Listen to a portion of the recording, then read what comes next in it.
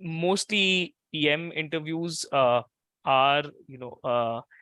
structured in a particular way where there are a lot of PM cases involved and a lot of critical thinking involved. But could you help us understand in general that, um, what can candidates expect in an interview process? Like, how does the interview process generally go through, and what are the various rounds or skills that they can, be evaluated on? Yeah. So Sahil, I think you know the drill already, right? So typically, at least for entry level candidates and even for mid senior level, I think typically the first rounds is a product design round, right? Just want to see how sharp the user is. See, given the comfort that you let the candidate talk about something that he launched in his prior product sprint, everyone is very comfortable talking about it. Even there also have certain problems. Most of the guys just keep on rambling and they don't really sort of follow that framework that what here was the problem statement, why this is why this problem was really, really important for the organization. These were the multiple different solutions that were probably possible, and this is the solution I sort of chose, right?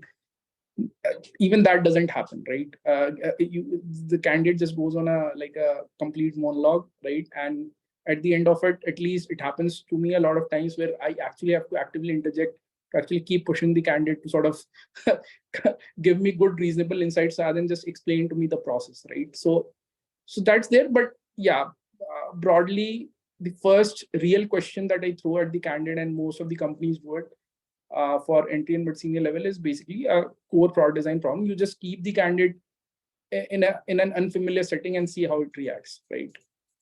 And that's definitely the first part. If you kind of process that bar, then you sort of keep increasing that bar, right? Then you start asking deep product execution questions, product strategy questions, right?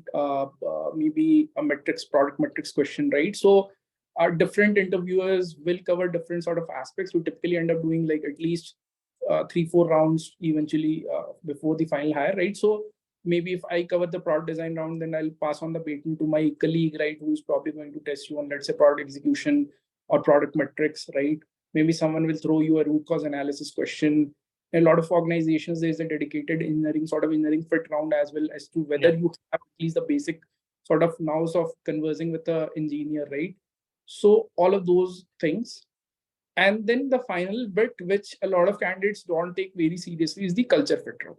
You have to understand the culture of the organization very, very closely. In fact, early on in my career, even I made that mistake, right? So example, just to give you an example, right?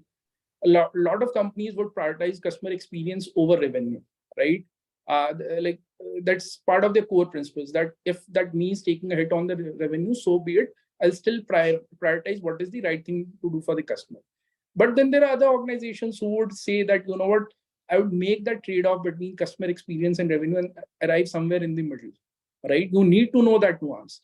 If you go into go into an interview and say that, you know what, this is how I've done it in the past and this is how I will do it again, that guy will say, you know what, you're not doing what is right for the customer, right? So knowing that nuance is also important. It is hard to get, but if you kind of know what the DNA of the organization is, the culturally how the organization thinks, it does help. Yeah. Right.